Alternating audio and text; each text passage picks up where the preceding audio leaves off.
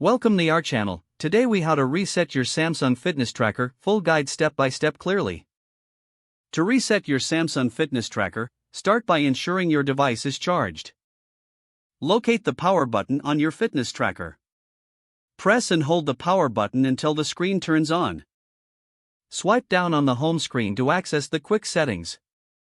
Look for the settings icon and tap on it. Scroll down to find the general option. Select General to open the General Settings menu. Inside the General Settings, look for Reset. Tap on Reset to start the reset process. You will see a confirmation message warning you that all data will be deleted. Read the information carefully to understand the consequences. If you are sure you want to proceed, tap Confirm or Yes. Wait a moment while the tracker resets itself. Once the reset is complete, your tracker will restart automatically. After rebooting, you will be taken back to the initial setup screen. Follow the on-screen instructions to set up your device again. Reconnect your fitness tracker to your smartphone if necessary. Your Samsung Fitness Tracker is now reset and ready for use. If the page does not load, refresh the browser or try again in a private or incognito window.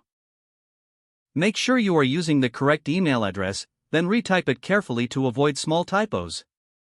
If your password is not accepted, use the reset option and create a new strong password you can remember.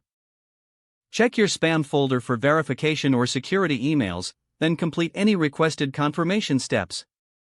Enable two-factor authentication if available to improve accounts. After signing in, review your profile details so your contact information and settings are accurate and current. If you see an error message, note it down and try again after restarting your device and internet connection. Log out when you finish, especially on shared devices, to keep your account and payment information secure. If the page does not load, refresh the browser or try again in a private or incognito window. Make sure you are using the correct email address, then retype it carefully to avoid small typos. Don't forget to like this video and subscribe to our channel for more step-by-step tech guides.